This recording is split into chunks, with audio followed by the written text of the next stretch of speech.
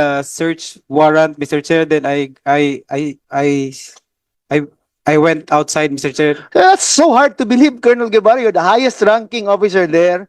And while they were doing the job, you just went outside after reading them the rights? In the balcony, Is Mr. that, Chair. is that what you want this committee to believe, Colonel Guevara? Yes, Mr. Chair. So you left it all to Major Quijana? Almost. Is that right? Yes, Mr. Chair. Is that General Mariano?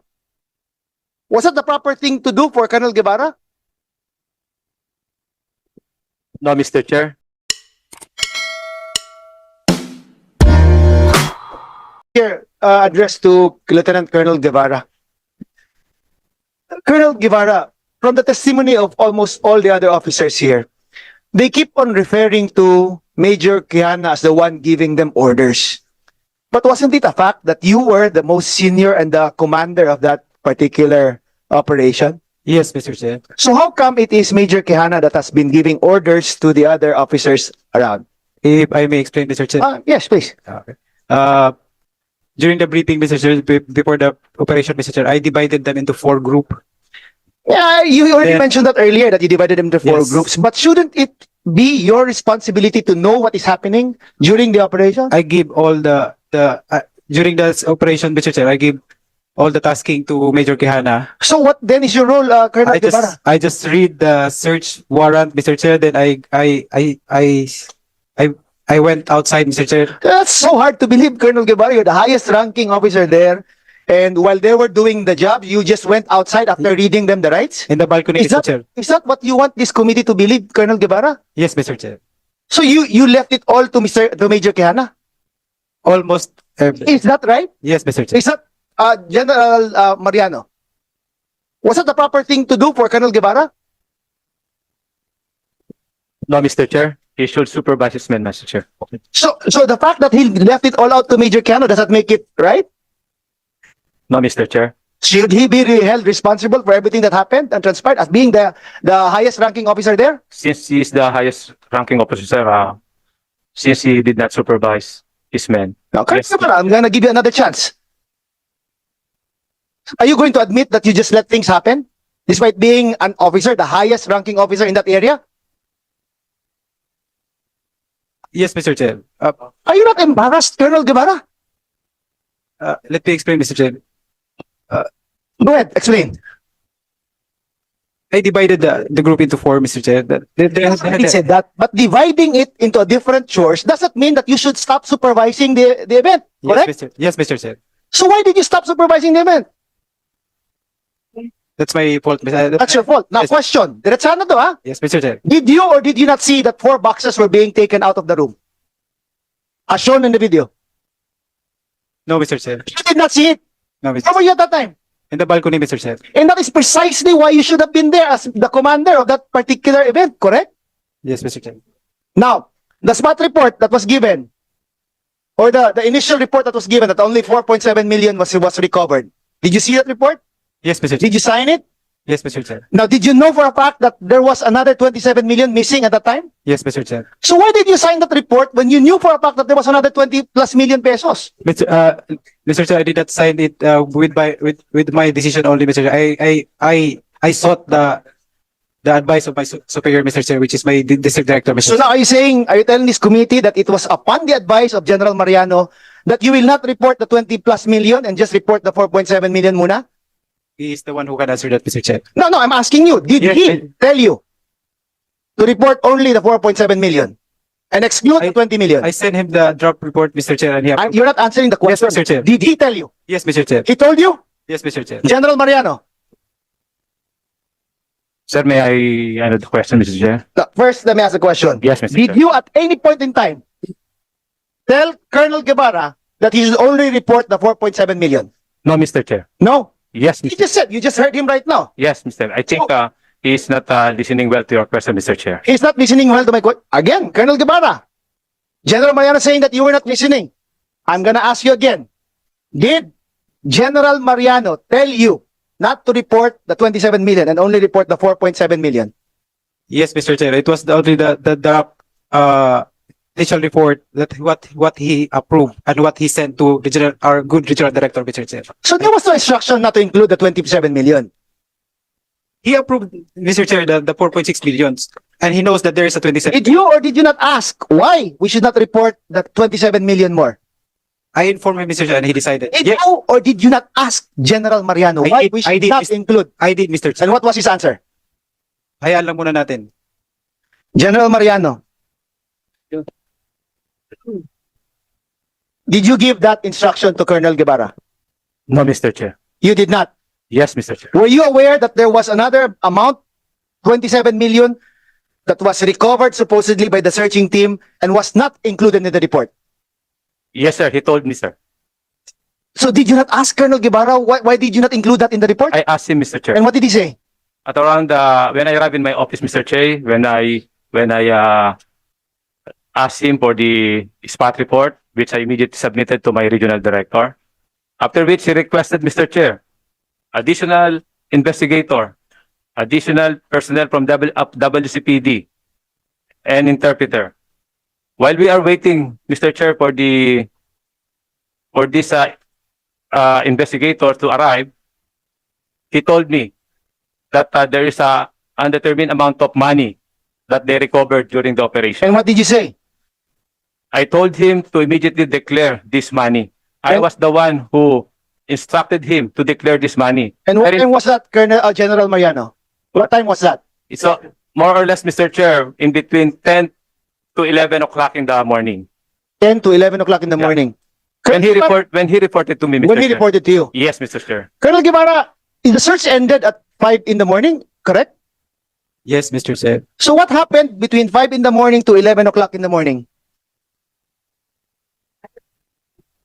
Come again, Mr. Chair. What happened during the period of 5 a.m. after the search was conducted to 10 something a.m. before you reported to I General went Mariano? directly to the quarters of my my district director, Mr. Chair. So you waited for him for 5 hours? No, Mr. Chair. I waited them until around 8 or 9, Mr. Chair. So now there's another difference in the time. But anyway, my point is just this. You both knew that there was an X amount of money that exceeded what was stated in the report. And that you both knew that it should have been included in that report. Now, the question is, why was it not intentionally included in the report when you knew for a fact that there was this amount of money? Again, Mr. Chair, we're still studying if it can be included as evidence in the.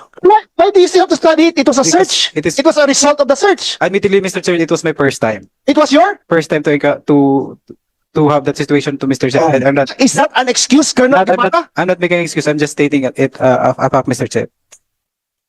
Anyway, thank you, Mr. Chair. Congressman Sergio Dagook, you are recognized. Thank you, Mr. Chair. Good afternoon, everyone. Tapos na po yung session sa plenary. Kami na lang po ang naiwan dito. I would just like to manifest for the record, Mr. Chair. As an ordinary taxpayer, no, I am very disgusted. Kung pwede pa lang, Mr. Chair, na mahiwalay yung binayad ko na buhis na hindi mapunta sa mga ganitong yung sahod. Kasi second term ko na to as member of both this committee and Committee on Dangerous Drugs. This is not the first time that I heard this. No, I have witnessed this kind of investigation from our PNP. Kaya medyo kung hindi lang sana ako member ng House, hindi na ako magbabayad ng buwis. Pare-pareho lang naman ang mangyari. Makalabuso tayo dahil hindi ako tax evasion. Kasi napakasakit po sa isang ordinary taxpayer, no? Na ganito ang ating mga opisyal ng PNP. So, with the presence, Mr. Chair of Napolcom, Attorney Bernardo, wala po ba kayong nakita na kailangang drastic measure para kung hindi man ma-eliminate, mabawasan man lang yung mga ganitong investigation sa Committee on Dangerous Drugs at saka dito sa public order kasi this is a live committee hearing. Siguro kung ako yung nasa mga hindi ako magpapakita na yung mga nandito na malinaw po na nagsisungaling kayo. Tapos may mukha pa kayong, baka bago may ano yung suspension ninyo, baka kukuha pa kayo ng sahod ninyo. Maawa naman kayo sa mga nakapila. Hanggang alas 9, alas 10 ng gabi. Tingnan niyo yung ordinary workers natin. Nakapila, walang masakyan. Ang withholding tax nila, pinagsasahod sa inyo. Grabe naman kayo. The line of questioning of our chair sa Transpo, the line of questioning of all the members of the committee, no? Kahit hindi ako abogado, hindi ako pulis, no? Talagang malinaw na may kasalanan po yung mga number one, yung mga officers na nagkakandak ng search na yon. And I agree with the finding na pero po talaga to. Kasi hindi na po search to. So, from the point of view of Napolcom, ano po yung kailangan natin gawin? Nasa tabi ko po yung bago lang siguro tong graduate. Ano po bang pwede nating gawing pagbabago na Polcom at saka yung mga patakaran natin na yung kultura natin, practice, bitbitin lahat yung bakit ganun, na bitbitin yung buong may dahilan kayo dyan. So na Polcom, can you for the record lang na may namin recommend sa committee, may nakita po ba kayong mali doon sa recruitment, doon sa training, etc. etc. PC, Bernardo, please. Thank you, Your Honor. Siguro po kailangan mag-set ng example We will support the initiative of the NCRPO. At yung decision po nila may be appealed doon sa Regional Appellate Board. We will ensure that swift justice will be meted out. Without preempting the possible appeal to the Regional Appellate Board. Based on the revelation thus far, it appears that there are substantial evidence that there were robbery committed.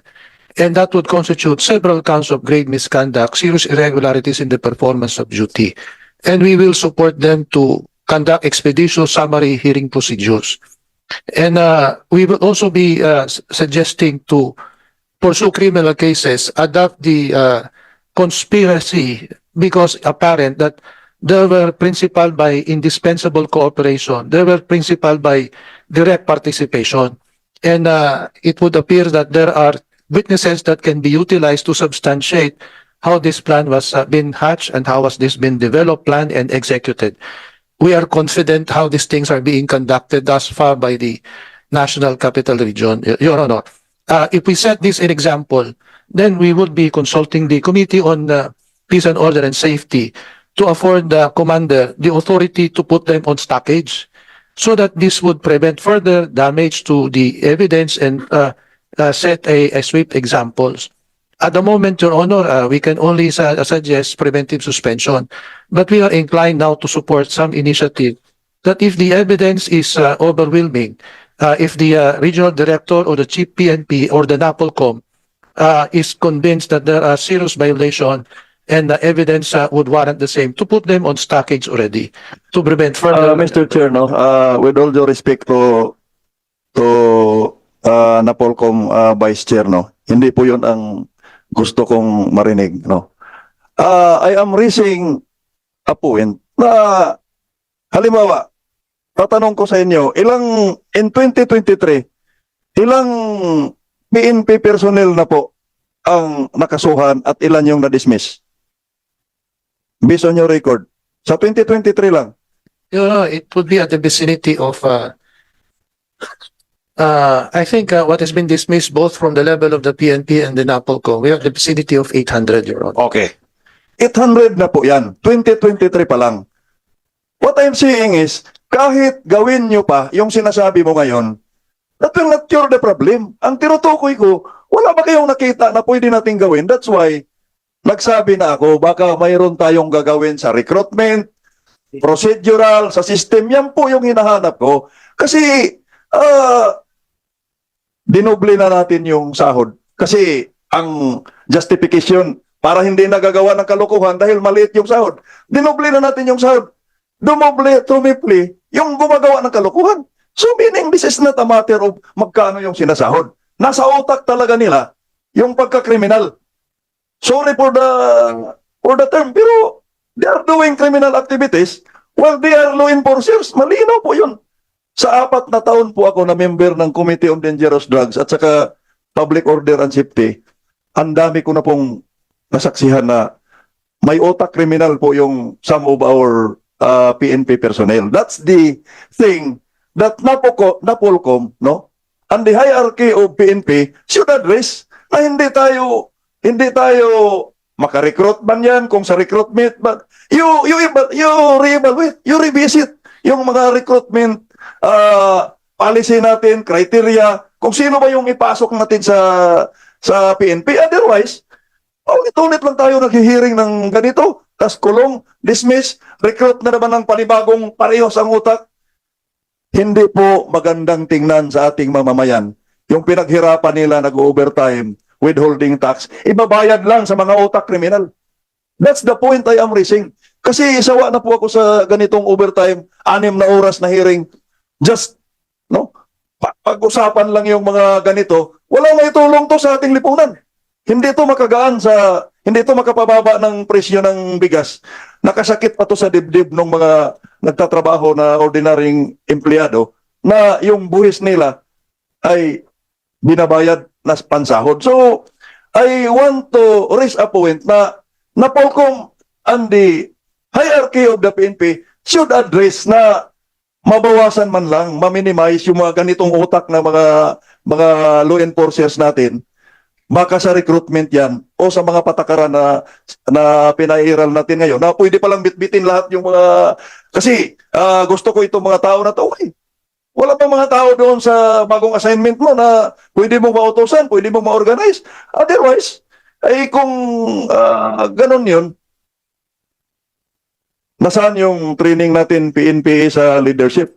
Kung gusto mo, ayaw mo nang maitrain yung datnan mo doon na assignment kasi gusto mong bitbitin lahat. So I hope na the Napolcom can submit to this committee as soon as possible time. Ano ba yung sa tingin ninyo pagbabago na gagawin doon mula sa recruitment hanggang doon sa yung mga standard operating procedure na mabawasan man lang, hindi ma-eliminate lahat. Thank you, Mr. Chair. Your Honor, please, if I may, would just like, Okay, go ahead. Briefly. Your Honor, please, there are 228,000 well-abled body in the Philippine National Police. These are dedicated and sincere uniformed personnel and non-uniformed personnel. The few people that we have been seeing here are exceptionally manifesting criminal perversity, but this is not the representation of the PNP. We could rely to the good men and officers of the PNP. Ang totality po, yung karamihan po mas marami pa pong matitino talaga. And the recruitment are continuously being addressed, Your Honor. Ito lang pong mga tulisang ito ang dapat talagang maubos doon sa ranks ng PNP. You would see may mga patrolman, may mga sargento who are testifying against those nefarious activity. These are manifestation na hindi rin po papayag yung mga mabababa. At may mga officers din na hindi rin po mapayag na sumusunod. Ito yung nagpapakita na merong pagbabago sa loob ng organization. Meron pa rin po talaga maraming tulisan pa rin na naiiwanan. But these are currently being addressed doon sa program ng PNP tsaka ng Napolcom of internal cleansing. Ito nga lang po, kailangan lang po talaga magkaroon ng example para magkaroon ng deterrence. What we are currently doing now is a good showing of deterrence. Siguro sa darating na mga ilang araw pa, ilalabas namin yung iba pang mga disposition Okay. po. As a matter of Thank you, fact, I would agree that the percentage of this, well, we can say na mga scalawags is wala pang 1% yan sa totality ng police force natin. And the reason why we're trying to find out and ferret the truth out of these different operations that are nakita natin that are spurious ay para totally kung 1% na to ay matanggal natin. And with all the reports that were submitted to this chairman, we found out that those who have been heard, no, dito sa hearing na to, marami na rin po na-dismiss. As a matter of fact, baka mga more or less mga 30 na mga PNP personnel were already dismissed and meron na pong kaso ng criminal. And I will be asking General Nartates and the group of the PNP to submit to us. Kasi what I reported was Region 4A lamang. So we will be asking the whole accomplishment doon sa mga na-dismiss na mga scalawag officials and be reported in this committee on the next hearing. With that, I would like also to ask the DOJ, no? Hindi lang ako magtatanong, but of course, doon sa iyakat na tinatawag natin, meron tayong tinatawag na iyakat doon sa anti-trafficking. You have written a letter sa DOJ, sa BID, sa Chinese Embassy, and also doon sa DSWD. So we wanted to find out what were those replied was, no? Andito ang BID, di ba? I think the BID was invited. Andito ang BID? Yes. Bureau of Immigration. Yes. Good afternoon. BI pala. Yes, yes, good afternoon. Good afternoon, sir. So, they have written you a letter about the those who have been allegedly victims of trafficking. So, what was the reply of the BID, of the Bureau of Immigration Deportation? Mr. Chair, I'm sorry for now, I cannot answer directly because we have to check with the office. We weren't informed that it was specific, it was this, the Congress specifically what has that query. We only found out that now, Mr. Chair. Okay, kasi basically nabasa namin yung transmittal ng letter. Opo. But we haven't received the reply of the three agencies, and what we wanted is for us to be equipped with this reply coming from those agencies. So submit to us on the next hearing. Yes, Mr. Chair. For now, we brought only the records that we have about the four Chinese who are allegedly victims. Oh, yun sa apat na biktimang yun, anong reply nyo doon? Right now, Mr. Chair, yung dalawa pa lang in-identify namin kasi we need the birthdays of the other two. O sige, submit to us Opo. on the next hearing, ha? And Yes, then, sir. all those people who have been invited on this hearing next Monday, okay tayo sa Monday? On Monday, we will be setting a hearing for the continuance of this investigation. But for those who have been cited in contempt, 6 PNP personnel, please stay and sit on your specified chairs, no? And those resource speakers, we have been invited. Pwede na po kayong lumabas after the adjournment. And ayun nga, kay General Latates, submit to us yung mga dismissed na mga PNP personnel para sabihin naman natin sa ating mga kababayan that meron tayong na-accomplish on cleansing the ranks of your organization. And the same time, with BC Bernardo, please submit to us as well. Okay? And